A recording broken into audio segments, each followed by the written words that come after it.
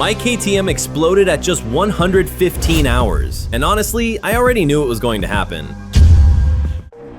I read every comment under my last video, and I realized something important. Half of you are trying to understand the problem, and the other half are trying to prove it can't be real. So today, I'm not here to argue. I'm here to clarify what we know, what we don't know, and what KTM 300 owners should do.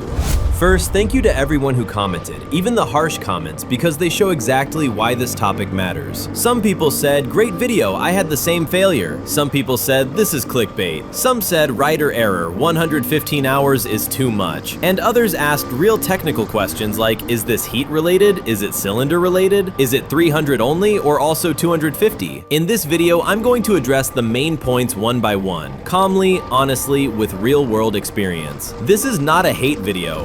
Let's start with the most aggressive comments. Clickbait, modded engine, not a stock problem. Look, if you think I made this up, then nothing I say will change your mind. But let's be logical. In my last video, I didn't just show one engine, I showed my engine, and I mentioned multiple other riders contacting me with the same damage. And what shocked me was this. When people sent photos, the failures looked like copy-paste. Same place, same brake, same outcome. That's not how random rider error usually looks. Rider error creates many different failure types, but when you see the same failure again and again, that's a pattern. About modifications, yes, you saw an aftermarket head in the video, but an aftermarket head does not magically make a piston touch the crankshaft. A head can affect compression, combustion temperature, and detonation sensitivity, yes, so it can influence risk, but it doesn't change piston skirt length or crank geometry. So the real question is, why does the piston crack in the same area and then grenade the engine? That's what we're focusing on.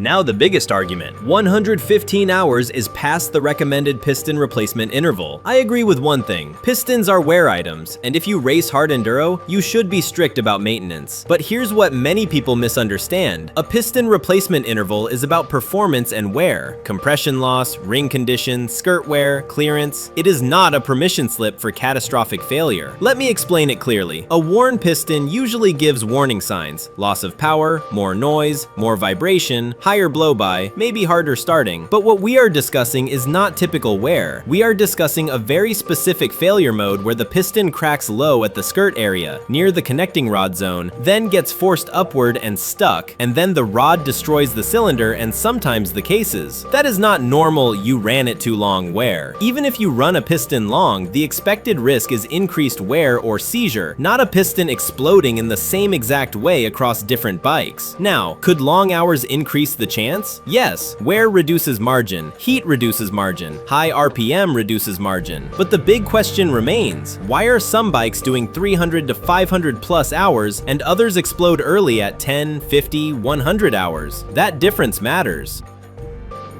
Another group of comments said, your riding style is the answer. You rev it too much, wide open on hills. 300 doesn't need that. Listen, I understand that argument. Hard enduro is brutal. RPM is brutal. But here's the reality. KTM sells these bikes for hard enduro. They are literally marketed for extreme riding. A 300 is designed to pull hard under load, and the rev limiter exists for protection. If the bike cannot tolerate short, high RPM moments without catastrophic failure, then we have a design or tolerance issue, not just a rider issue. Now, I'm not saying you should ride on the limiter all day, but we need to be honest. Many riders do hill climbs. Many riders hit high RPM. Most engines survive. What is with Sherco and Beta? So why do some engines fail in this specific way? Also, I personally rebuilt my engine and then did hundreds of hours again. My riding style didn't suddenly become grandpa mode. Same rider, same terrain, same hard use. Yet after the fix, the problem stopped. That's why I can't accept it's only the rider as the full explanation.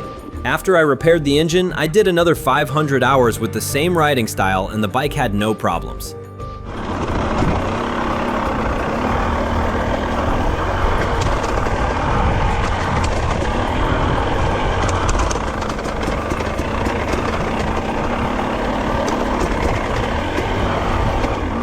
One of the smartest comments mentioned material quality, post-pandemic supply issues, aluminum alloy consistency, silicon content, and manufacturing tolerances. And honestly, that is a realistic possibility. When you change suppliers or when supply chains struggle, small differences can appear. Slightly different alloy, slightly different heat treatment, slightly different machining tolerances. In a high-performance two-stroke, small differences can create big outcomes. Because in this engine, we're talking about clearances that can be less than a millimeter in some areas. So if you combine heat expansion plus high RPM plus load plus small tolerance difference, you can create contact where there should be clearance. That's not conspiracy, that's engineering.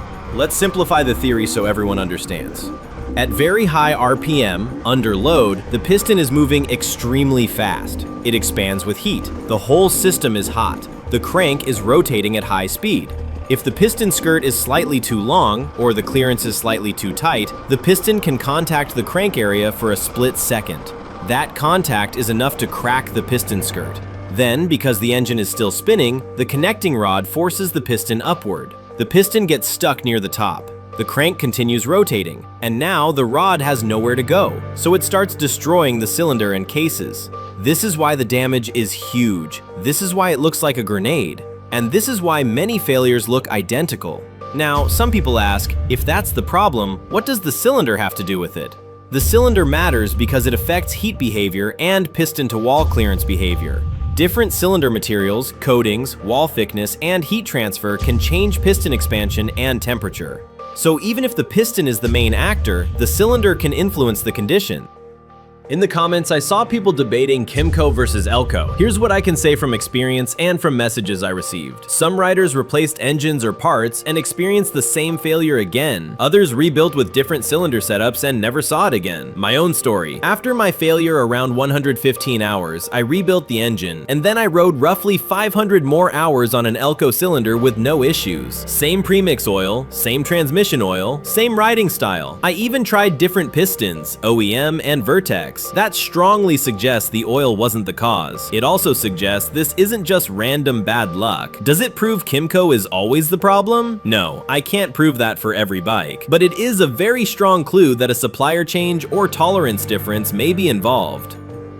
Some rental companies commented, "We have multiple 300s, never happened. KTM 300 is the most reliable." And I respect that, that's valuable data. But here's the key, just because something doesn't happen to everyone doesn't mean it isn't real. Different bikes, different batches, different manufacturing tolerances, different riding conditions, different mapping, different temperatures, different maintenance. You can have 100 bikes where it never happens and still have a group of engines that fail in the same way. Both can be true.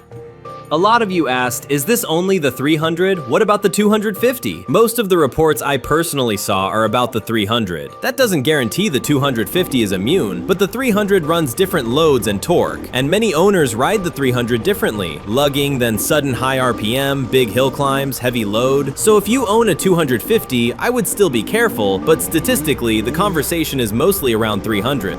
Now the most important part, what should you do if you own one? First, don't panic. This is not me telling you to throw your bike away. Second, be proactive. If you're rebuilding, check piston skirt clearance and consider a safer setup. Some people mention buying pistons with skirts trimmed. Others mention trimming about 1 to 2 millimeters.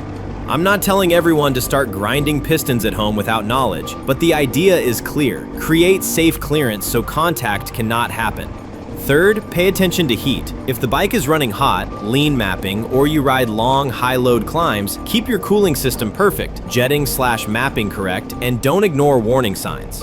Fourth, piston intervals. If you ride aggressively, change pistons more often. Not because KTM is weak, but because hard enduro is hard. And finally, if you're buying a used KTM 300 from those years, ask questions. Know what cylinder it has. Know what piston version it has. Do your homework.